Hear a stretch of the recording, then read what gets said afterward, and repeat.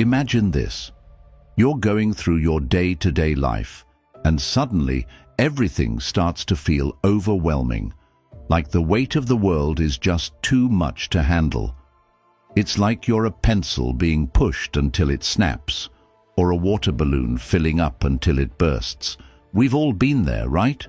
But what if I told you that in these moments, when you feel like you're just about to break, that's exactly when you're showing your true strength? Now, this isn't the kind of strength that's loud and showy. It's not like the flashy heroics you see in movies. No, this strength is different. It's deeper. It's about the quiet victories, the small but powerful moments when you keep pushing forward, even when everything seems to be pulling you back. This is the real raw strength that doesn't always get celebrated, because sometimes the strongest thing you can do is just keep going when the going gets tough. And you know, the Stoics had a lot to say about this.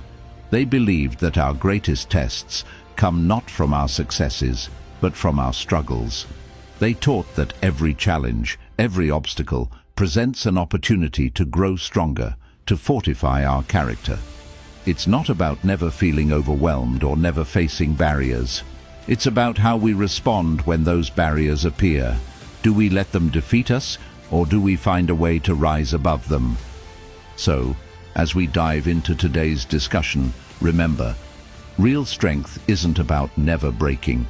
It's about how you put the pieces back together, how you turn those broken bits into stepping stones for something greater. Let's explore what this looks like in real life, identifying those subtle signs of strength that you might not even realize you have. Because, believe it or not, you're stronger than you think. Sign 1. You embrace change. Change is like that new road you've never driven on before.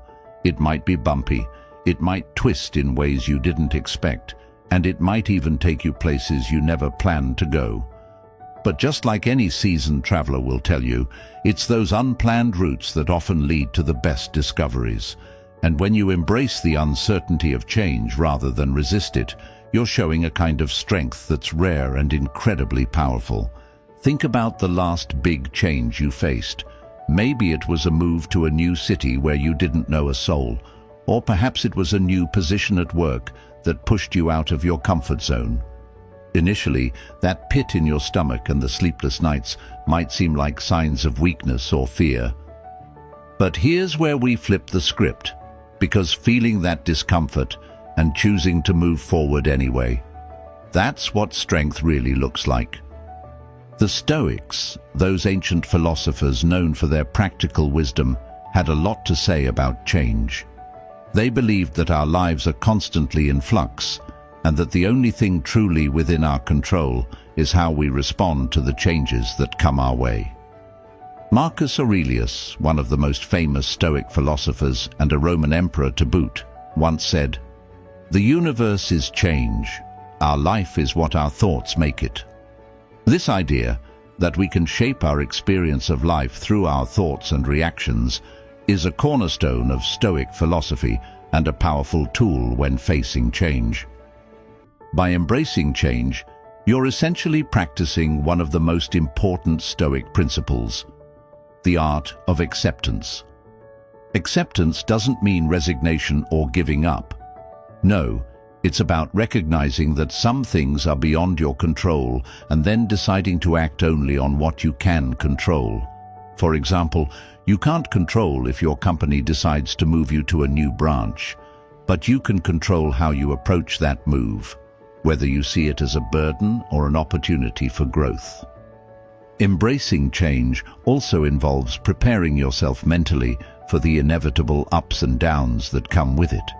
It means being resilient, and resilience is built through facing those very changes that seem daunting at first. Each time you tackle a new challenge, you're not just surviving, you're gathering tools and insights that enhance your ability to handle whatever life throws at you next.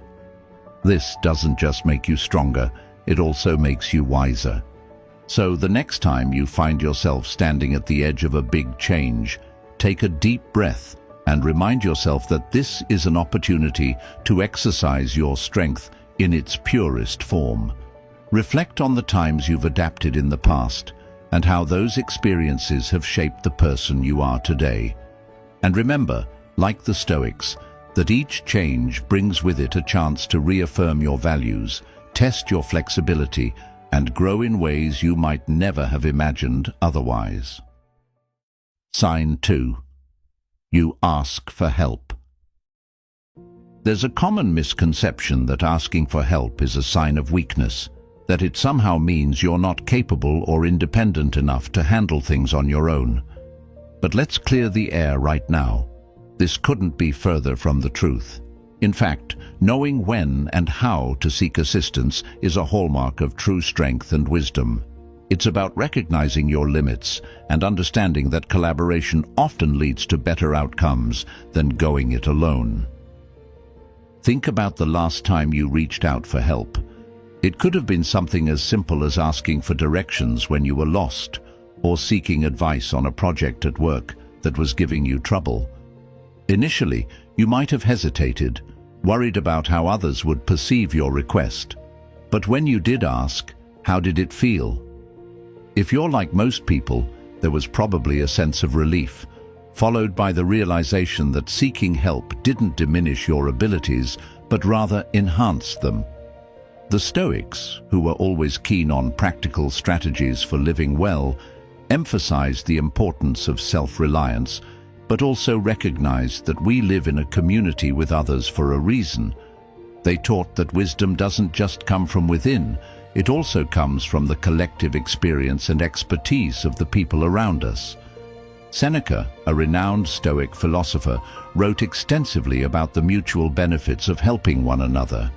He believed that we grow wiser by learning from others, and that this interchange of support strengthens not only individual character, but the bonds of community as well. Asking for help is an exercise in humility and courage. It requires you to admit that you don't have all the answers, which, let's face it, is the reality for everyone, regardless of how competent or accomplished they may be. It also demands the courage to be vulnerable, to expose your uncertainties or shortcomings. But here's the kicker: vulnerability is not a liability. It's a bridge to deeper connections with others, fostering an environment where people feel valued and relationships grow stronger. Moreover, when you ask for help, you're giving someone else the opportunity to shine, to share their knowledge and skills. This not only leads to better solutions, but also helps build a culture of teamwork and respect. It's a reciprocal process. Today, you might be the one asking for help, but tomorrow, you could be the one offering it. This give and take is fundamental to human relationships and is essential for building resilient communities and networks. So, remember that reaching out is not a sign of defeat. It's a strategy for success. It's about leveraging the collective strength around you to overcome challenges more effectively. The Stoics would remind us that no one is an island, and our interactions with others can be a profound source of strength. By asking for help, you're not only affirming the interconnectedness of our experiences, but also embodying the wisdom that comes with knowing you don't have to go it alone. Sign 3. You learn from failure. Nobody sets out to fail. We all want to succeed, to nail it every single time. But life has a way of throwing curveballs, and sometimes, despite our best efforts, things just don't go as planned. It's in these moments, in the aftermath of what we might initially see as failures, that the seeds of growth are sown. It might sound a bit counterintuitive, but true strength isn't shown by how many victories you rack up. Instead, it's revealed through how you deal with setbacks. Let's say you took on a project at work, and despite pulling late nights and pouring your heart into it, the end result didn't meet your expectations, or worse, it flopped completely. The initial sting of disappointment is natural, but what you do next defines your true strength. If you can look past the bruised ego and dissect what went wrong, you're not just failing, you're learning, Each mistake becomes a lesson, a guide to better strategies or new approaches. The Stoic philosophers had a pretty robust take on this. They believed that every external event, good or bad, comes with the opportunity to strengthen our character. Epictetus, one of the leading figures in Stoic philosophy, famously said, "It's not what happens to you, but how you react to it that matters." This mindset encourages us to see what we typically perceive as failures, not as disasters, but as invaluable feedback. It's about embracing the idea that our most significant growth often comes from our most challenging experiences. Failure teaches resilience, the ability to bounce back after setbacks, which is a cornerstone of Stoic teaching.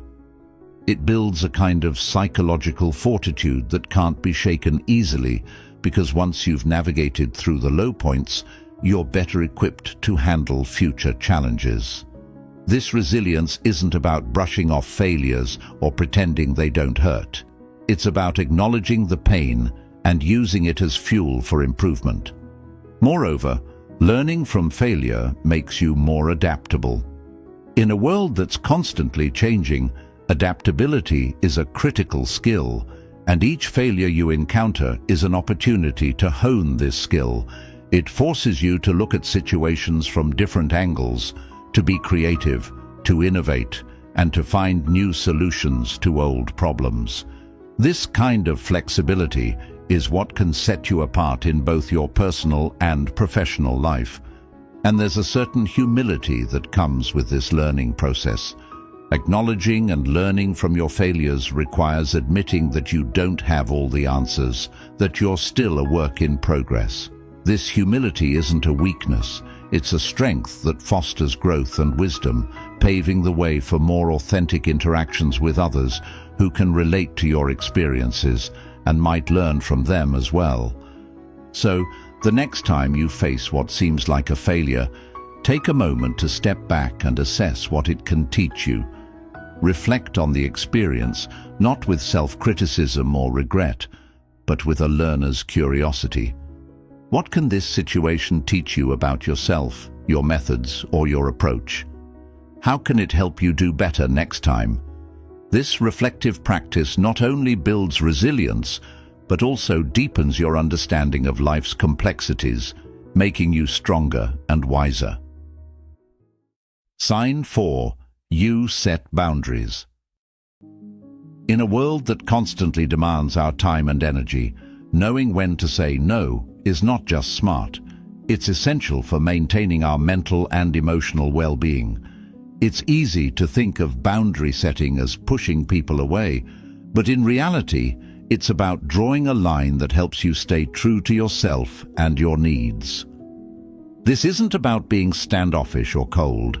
It's about ensuring you're not stretching yourself too thin or compromising on what matters most to you.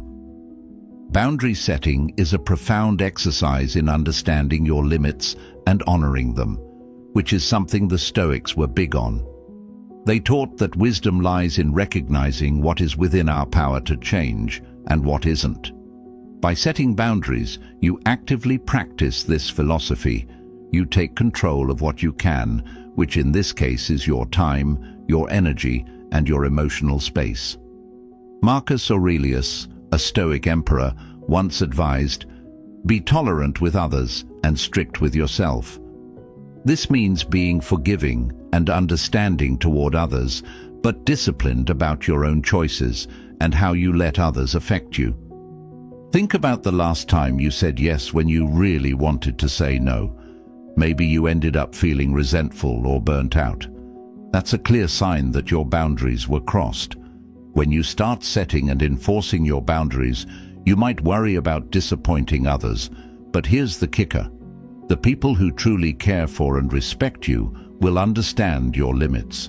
They will support your need to take care of yourself. On the other hand, those who react negatively are likely benefiting from your lack of boundaries, which isn't a basis for a healthy relationship. Setting boundaries is also about respecting yourself enough to prioritize your well-being.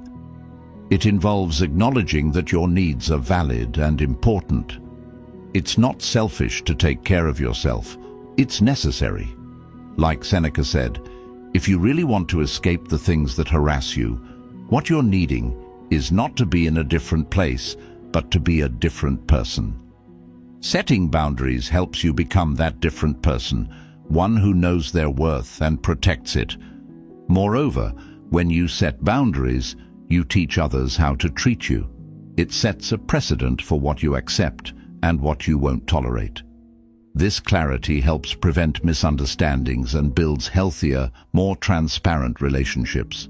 Whether it's at work, with family, or in friendships, clear boundaries make for clearer, more respectful interactions. So remember that it's okay to say no. It's okay to put your own needs first. It's more than okay, it's vital. Each time you uphold your boundaries, you reaffirm your self-respect and reinforce your capacity to navigate life on your terms. Sign 5. You're kind to yourself. We all have those days when nothing seems to go right. The alarm doesn't go off, the coffee spills, the traffic is worse than usual, and by the time we sit down to get some work done, it feels like the whole world is against us. It's easy in these moments to become our own worst critic, to harshly judge ourselves for every little mistake or misstep. But what if, instead of beating ourselves up, we chose a different path, one of kindness and self-compassion? Being kind to yourself doesn't mean making excuses or letting yourself off the hook for genuine responsibilities. Rather, it's about treating yourself with the same compassion you'd offer a good friend in your situation. It's about recognizing that being human involves imperfection and that it's okay to give yourself a break sometimes. This idea aligns closely with Stoic teachings, which emphasize control over one's own responses and attitudes. The Stoics, particularly Epictetus, believed that tranquility comes from accepting what we cannot change and working constructively with what we can influence. When you're kind to yourself, you're essentially practicing this principle. You're accepting your human frailties while encouraging yourself to grow and improve in a healthy, balanced way. Think about how you react when you face personal setbacks. Maybe you missed an important deadline or didn't perform as well as you hoped during a presentation. If your first instinct is to criticize yourself, try taking a step back and asking, what would I say to a friend in this situation? Often, you'll find that your words to others are much kinder than the words you direct at yourself. By applying the same supportive advice to your own life, you can shift towards a more positive and forgiving self-perception.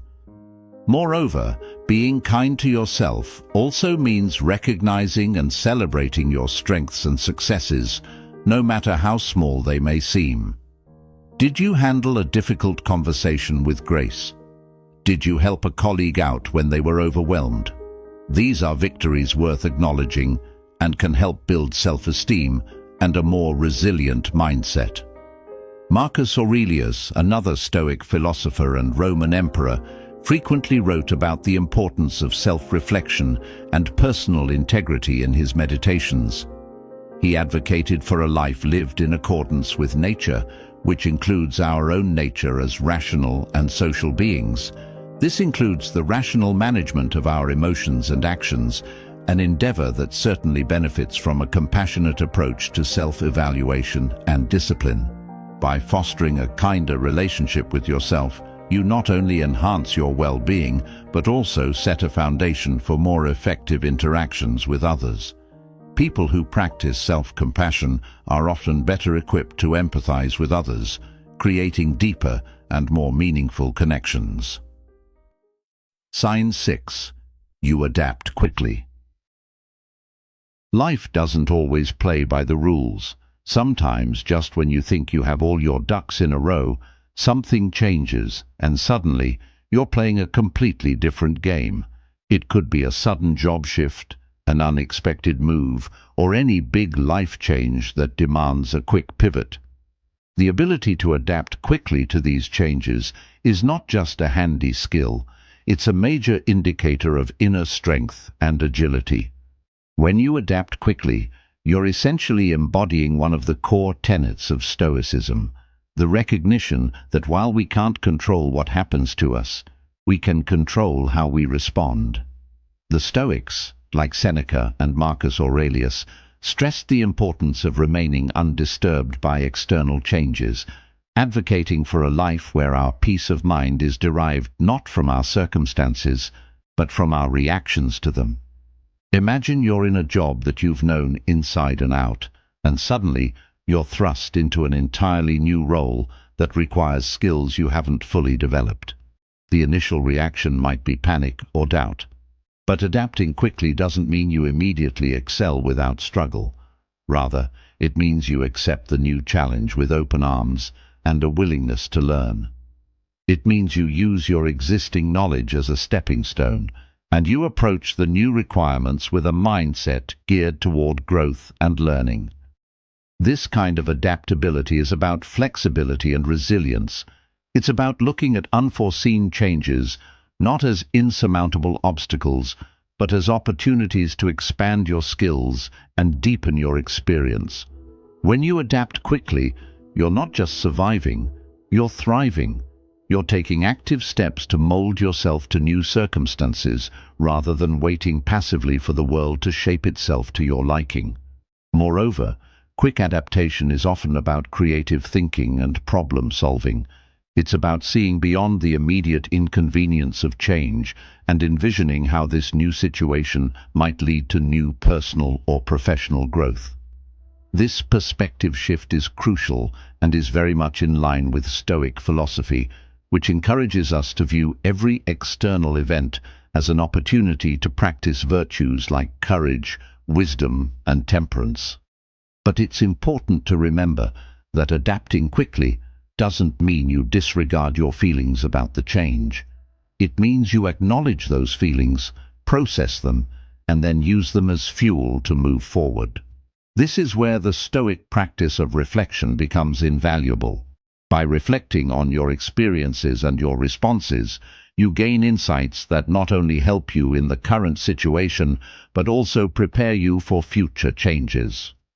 So, when life throws you a curveball, take a moment to steady yourself, reflect on your principles, and then move forward with a flexible, open mind. Embrace the change as a path to new horizons, not as a detour from your journey. Each time you successfully adapt, you're not just getting through another challenge, you're building a repertoire of skills and experiences that enhance your ability to handle whatever comes next. Sign 7.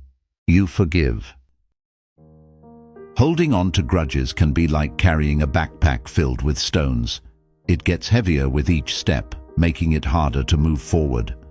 Forgiving those who have wronged us, though it may seem counterintuitive, is actually one of the most liberating actions we can take. It frees up emotional space, allowing us to navigate life with a lighter load.